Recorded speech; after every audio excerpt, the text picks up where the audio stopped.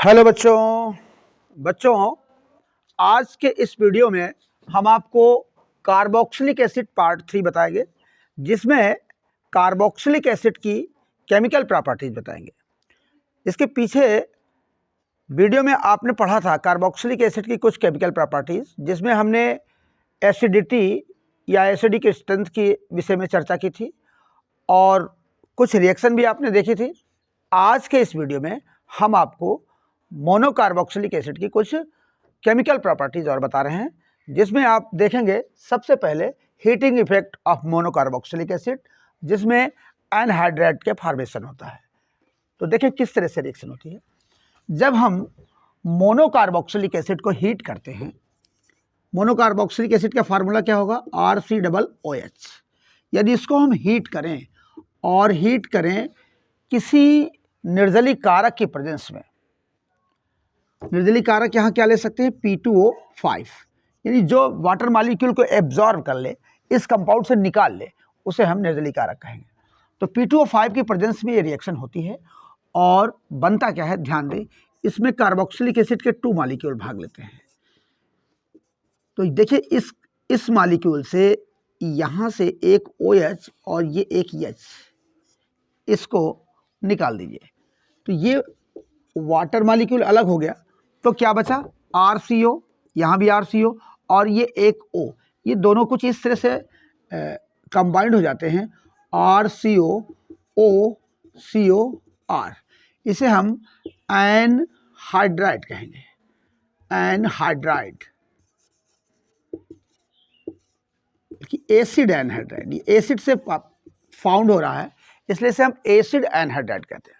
यहाँ पर P2O5 क्या है, निर्जलीय कारक है। देखें जरा, इसका एक एग्जांपल देख लें। मान लीजिए कि हम लेते हैं CH3COOH, क्या है ये, एथेनोइक एसिड। तो एथेनोइक एसिड के 2 मॉलिक्यूल लगेंगे, CH3COOH, और इसको जब हम P2O5 की प्रेजेंस में हीट करेंगे तो ये बनाएगा एसिटिक एनहाइड्राइड, CO। ऐसे भी लिख सकते हो, CO और ये O, साथ में वाटर मॉलिक्यूल। क्या नाम है इसका, एसिटिक एनहाइड्राइड, या इसे हम एथेनोइक एनहाइड्राइड कह सकते हैं, एथेनोइक एनहाइड्राइड। ये है एथेनोइक एनहाइड्राइड का फॉर्मेशन। तो बात समझ में आ गई। ये एक निर्जलीय कारक के प्रेजेंस में होती है। निर्जलीय कारक कौन सा यूज करेंगे, P2O5, नाम क्या है, फास्फोरस पेंटाऑक्साइड। तो बच्चों बात समझ में आई कि मोनोकार्बोक्सिलिक एसिड को P2O5 की प्रेजेंस में यदि हीट करते हैं तो एसिड एनहाइड्राइड बनते हैं। ठीक है, समझ में आई बात। चलिए नोट करिए इसको, फिर मैं आपको दूसरी रिएक्शन बताता हूं। हो गया। अब देखिए हीटिंग इफेक्ट के बाद नेक्स्ट रिएक्शन है बच्चों, एस्टरीफिकेशन। एस्टरीकरण कहते हैं जिसे, एस्टरीकरण कहो या फिर एस्टरीफिकेशन।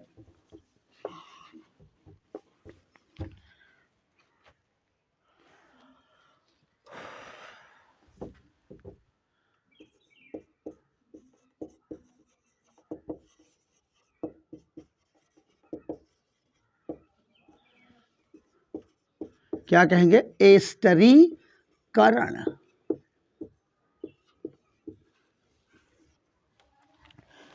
स्टूडेंट्स, आपने एस्टरीकरण की डेफिनेशन तो पढ़ी होगी। एल्कोहल में भी एस्टरीकरण आया था, वहाँ पर भी मैंने आपको बताया होगा कि जब किसी मोनोकार्बोक्सिलिक एसिड की रिएक्शन किसी एसिड की प्रेजेंस में एल्कोहल से कराते हैं तो एस्टर बनते हैं। क्या बताया, मोनोकार्बोक्सिलिक एसिड की रिएक्शन एसिड की प्रेजेंस में, किसी एसिड की प्रेजेंस में एल्कोहल से कराते हैं तो एस्टर बनते हैं। This reaction is known as esterification. इस अभिक्रिया को एस्टरीकरण कहते हैं। देखिए किस तरह से रिएक्शन होती है। हमने लिया RCOOH, और यदि इसकी रिएक्शन हम किसी एल्कोहल से कराएं in the presence of acid, the ester is form, the reaction is known as esterification.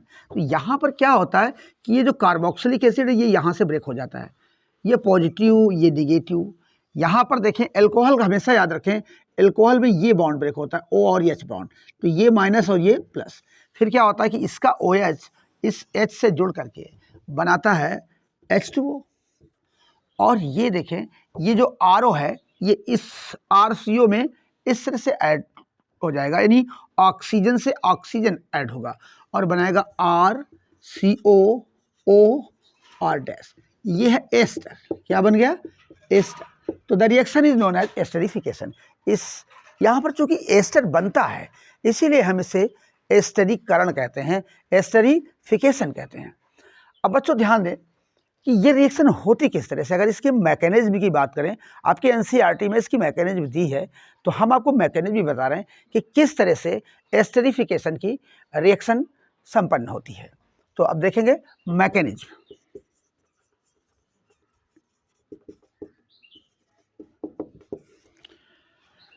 बच्चों देखें, ध्यान से देखेंगे किस तरह से हम इसकी मैकेनिज्म बता रहे हैं। आर सी ये डबल बॉन्ड से O होता है और एक OH सिंगल बॉन्ड से। आप जानते हैं कि मोनोकार्बोक्सिलिक एसिड में कार्बोनिल ग्रुप से हाइड्रोक्सिल ग्रुप जुड़ा होता है। तो ये इसकी स्ट्रक्चर है। अब ये सबसे पहले क्या करता है बच्चों कि ये एसिड से H+ को गेन करता है। और कौन गेन करेगा? यहाँ पर देखें कि ये जो लोन पेयर प्रेजेंस हैं, यहाँ भी लोन पेयर होते हैं इसके पास। तो चलिए इस H को थोड़ा सा इस तरह से लिख दीजिए, ऐसे कर लीजिए। अब देखिए यहाँ पर क्या होता है बच्चों कि ये जो कार्बोनिल समूह पे कार्बन है, ये कार्बन यह प्रोटॉन को एक्सेप्ट करता है, गेन कर लेता है अपने लोन पेयर के जरिए। ये लोन पेयर इसमें यूज करता है और ये H+ को अपने साथ जोड़ता है।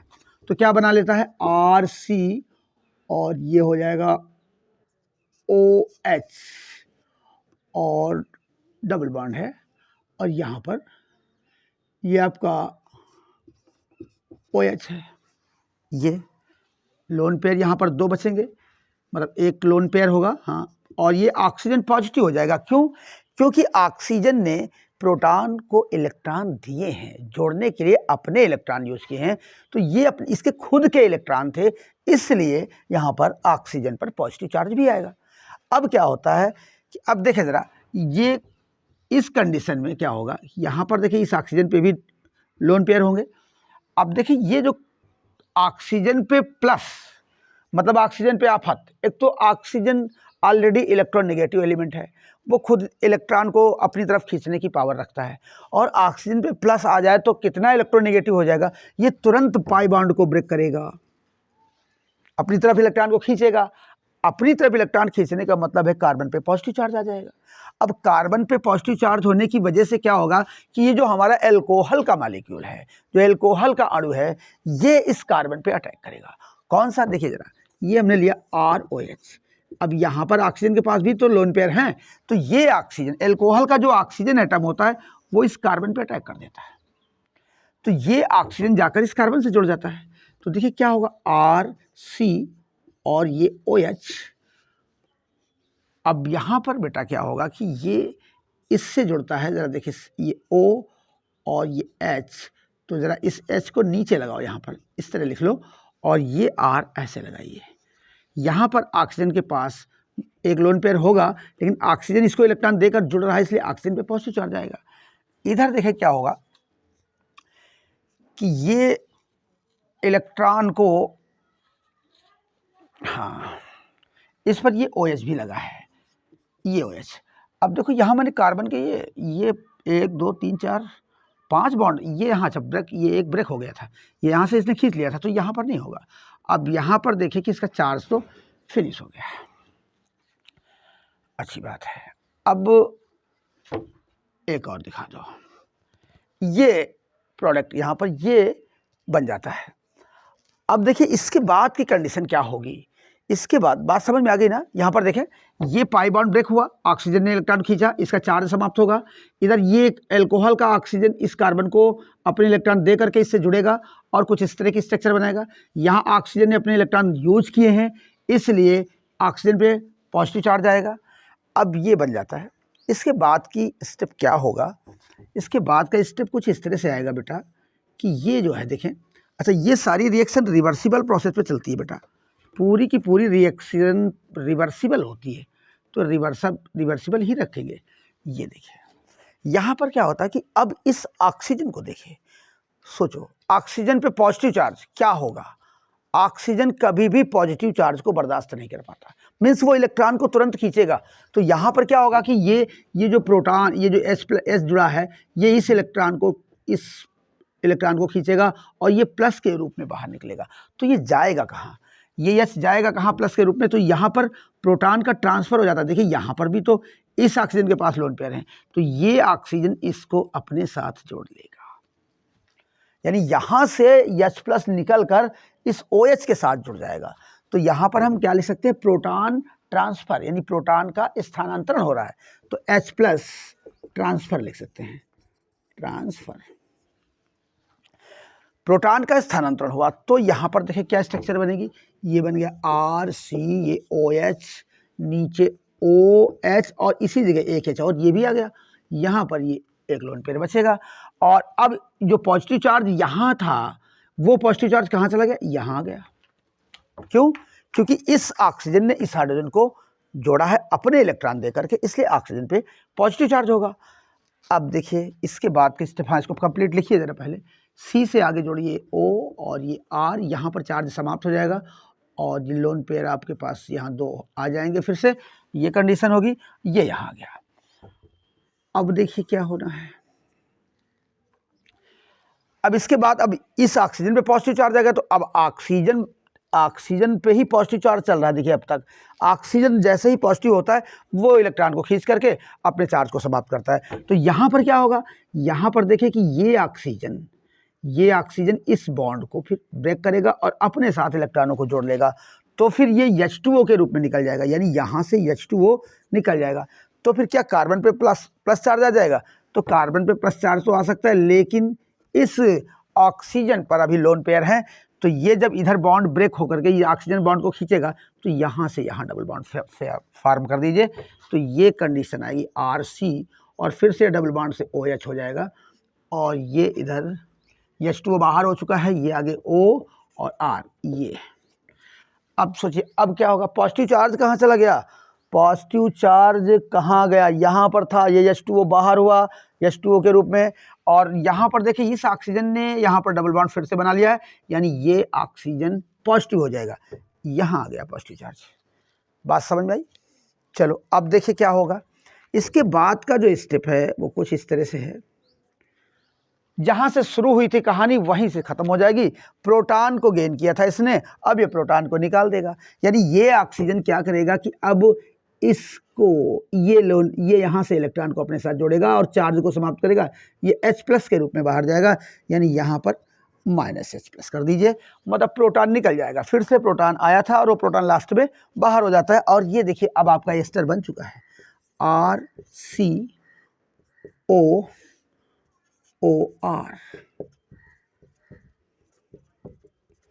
ये है आपका एस्टर।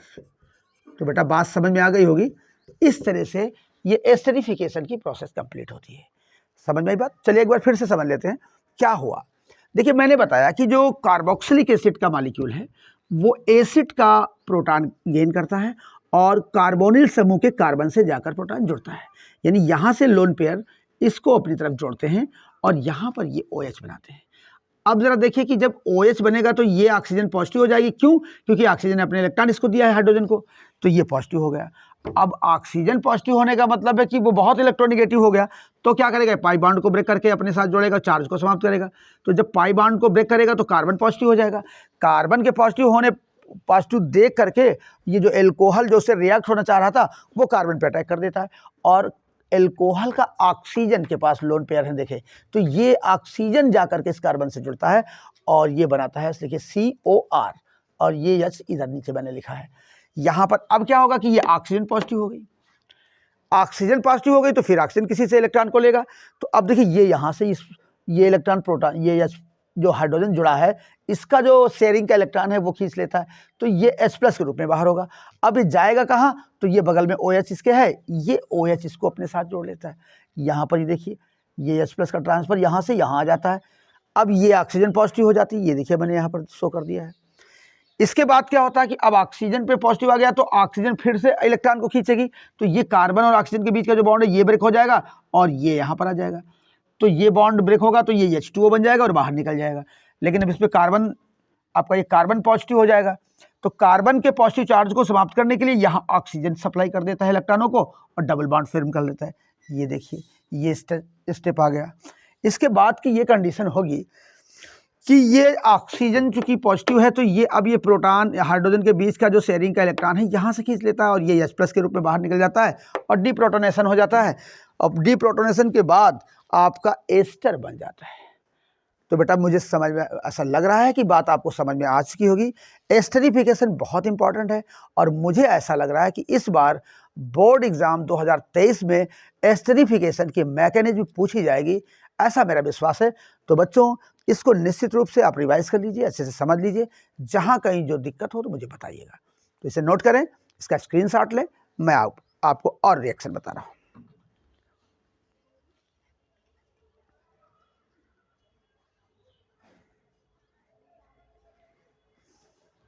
हो गया बेटा।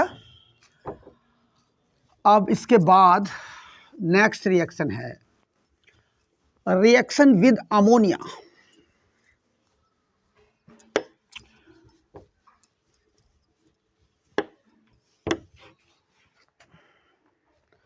नेक्स्ट रिएक्शन पढ़ेंगे बेटा, reaction with ammonia. Reaction with ammonia. चलिए, कार्बोक्सिलिक एसिड अमोनिया से रिएक्ट होकर के क्या बनाते हैं, ध्यान से सुनेंगे। तो कार्बोक्सिलिक एसिड है आपका RCOOH और NH3 से रिएक्ट होगा ये। बच्चों आप जानते हैं कि अमोनिया क्या है? अमोनिया क्षारक है, एक बेस है। तो क्योंकि इसके पास ये लोन पेयर प्रेजेंट होता है, ये H+ को आसानी से गेन कर लेता है। H+ गेन करने के कारण ये बेसिक प्रॉपर्टी शो करता है। तो यहाँ पर देखिए ये एसिड है, इसकी प्रॉपर्टी है कि ये H+ को रिमूव करता है, H+ को निकालता है, त्यागता है। तो यहाँ से H+ निकलेगा। अब देखिए जरा, यहाँ से ये माइनस हो जाए H+, ये H+ कौन, ये इसको ले लेगा अपने साथ और क्या बनाएगा, अमोनियम आयन बनाएगा। और फिर क्या होगा, अमोनियम आयन इस कार्बोक्सिलेट आयन से जाकर जुड़ जाएगा। तो यहाँ पर क्या बन जाएगा, RCOONH4, ये पॉजिटिव ये निगेटिव, ऐसी स्ट्रक्चर आती है। अब यदि इसको हीट कर दिया जाए अमोनियम कार्बोक्सिलेट को, ये क्या बन गया, अमोनियम कार्बोक्सिलेट। यदि इसे हीट किया जाए, गर्म कर दिया जाए, तो यहाँ से क्या निकल सकता है, H2O, यहाँ से 2 H और 1 O, H2O बाहर हो जाएगा। फिर क्या बन गया ये RCONH2, क्या है ये, एसिड एमाइड। क्या बन गया, एसिड एमाइड। बात समझ में आई बच्चों? क्या किया मैंने, कार्बोक्सिलिक एसिड की रिएक्शन अमोनिया से कराई, अमोनिया जाकर के इसी हाइड्रोजन के स्थान पे जुड़ जाएगा और यहाँ बन जाएगा NH4, ये बने बनाया RCOONH4, अमोनियम कार्बोक्सिलेट। जब इसको हीट करेंगे तो यहाँ से वाटर का मॉलिक्यूल निकल जाएगा और ये चेंज हो जाएगा एसिड एमाइड में, अम्ल एमाइड बना लेता है। चलिए कुछ इससे संबंधित कुछ रिएक्शन मैं आपको बता रहा हूँ, वो ध्यान से देखिएगा। मान के चलिए कि यदि हम एग्जाम्पल देख लें, CH3COOH, यहाँ NH3 डाला, NH3 से रिएक्शन होगी, क्या बनेगा, ये बनाएगा CH3COONH4, क्या नाम होगा, अमोनियम एसीटेट। अमोनियम एसीटेट अगर इसे हीट करें तो क्या बनेगा, यहाँ से H2O निकलेगा, H2O, तो ये बचेगा CH3CONH2, तो क्या बन गया, एसिटामाइड या एथेनामाइड, एसिटामाइड या एथेनामाइड, तो ये इस तरह से इसकी रिएक्शन कुछ हो जाती है। अब देखिए कुछ मैं आपको रिएक्शन दे रहा हूँ, इसे नोट करिए जरा, इसका स्क्रीनशॉट लीजिए और फिर मैं आपको कुछ क्वेश्चन बता रहा हूँ जो इससे रिलेटेड होंगे।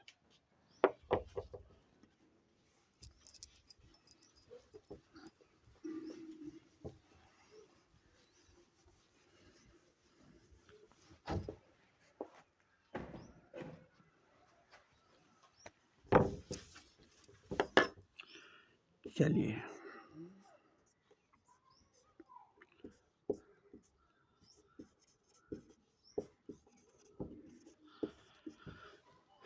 यदि इसकी रिएक्शन हम कराएं KMnO4 प्लस KOH से तो A बनता है। फिर यदि उसकी रिएक्शन हम कराएं NH3 से तो B बनता है। B को यदि गर्म करें तो C बनता है। उसे और अधिक गर्म कर दें, स्ट्रॉन्ग हीटिंग करा दें, तेज गर्म कर दें, तेज गर्म या अधिक गर्म कर दें तो D बनता है। अब इस रिएक्शन को कंप्लीट करना है। अब देखो बेटा, आपने पढ़ा होगा कि जब आपने पढ़ा है अभी पिछले रिएक्शन में आपने पढ़ा कि यदि हम एल्किल बेंजीन का ऑक्सीडेशन करते हैं एल्केलाइन KMnO4 से तो ये जो रिंग से जुड़े हुए कार्बन हैं ये सब कार्बोक्सिल समूह में चेंज हो जाते हैं। जितने भी कार्बन होंगे जो अल्फा कार्बन, ये भी अल्फा कार्बन है, ये भी अल्फा कार्बन है, तो रिंग से जुड़ा हुआ प्रत्येक कार्बन इसकी प्रेजेंस में कार्बोक्सिलिक एसिड में चेंज हो जाता है। मतलब यहाँ पर कार्बोक्सिल ग्रुप आ जाएगा और ये बना लेगा कुछ इस तरह का प्रोडक्ट बनाएगा। ये COOH, COOH। क्या इसका नाम जानते हैं आप? Phthalic acid. क्या है ये? Phthalic acid. चलिए, ये थैलिक एसिड है। थैलिक एसिड में यदि अमोनिया से रिएक्शन कराएंगे तो मैंने आपको बताया कि अमोनिया बेसिक नेचर देती है। ये कार्बोक्सिलेट आयन में जो H है यहीं पर जाकर जुड़ेगी और NH4 बना लेती है। तो अब देखिए क्या हो गया, ये बन गया NH4, यहाँ आगा ये NH4 आ जाएगा।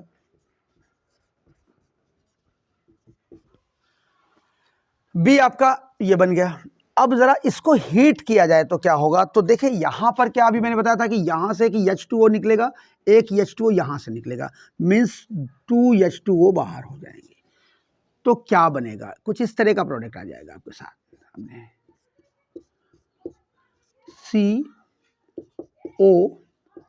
CONH2,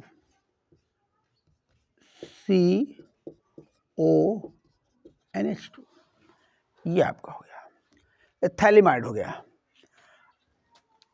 अब देखिए, अभी थैलिमाइड नहीं, अभी ये इसके बाद स्ट्रॉन्ग हीटिंग जब करेंगे, ये देखिए इसके बाद की प्रोडक्ट ये है, जब इसको स्ट्रॉन्ग हीटिंग करेंगे तब क्या होगा, यहाँ से अमोनिया निकल जाती है, एक NH2 यहाँ से H ले करके और NH3 बाहर कर दो। NH3 जब बाहर करेंगे तब आपका प्रोडक्ट ये क्या चेंज हो जाएगा, ये बनाएगा थैलिमाइड। इंपॉर्टेंट रिएक्शन है बेटा ये यहाँ पर COC, ये डबल बॉन्ड से O और इन दोनों के बीच में NH, क्योंकि यहाँ से NH3 निकल गया है तो केवल NH बचा है जो कि यहाँ पर ऐसे दोनों रिंगों को, दोनों कार्बन को इस तरह से जोड़ लेगा और ये बन जाता है थैलिमाइड। थैलिमाइड। तो ये रिएक्शन बहुत इंपॉर्टेंट है, पेपर में कन्वर्जन में रिएक्शन पूछी जा सकती है कि ये डाइएल्किल बेंजीन से या डाइएल्किल बेंजीन से किस तरह से थैलिमाइड बनाते हैं, इसको आप देख लें, नोट करें इसको। और यदि कहीं कोई दिक्कत है तो कमेंट्स बॉक्स में कमेंट करिए। और आशा है कि आपको बात समझ में आई होगी। आज मैंने आपको कुछ रिएक्शन बताई और मेरे वीडियो को चैनल को सब्सक्राइब करिए, ठीक है, और कोई दिक्कत है तो बताइएगा। धन्यवाद।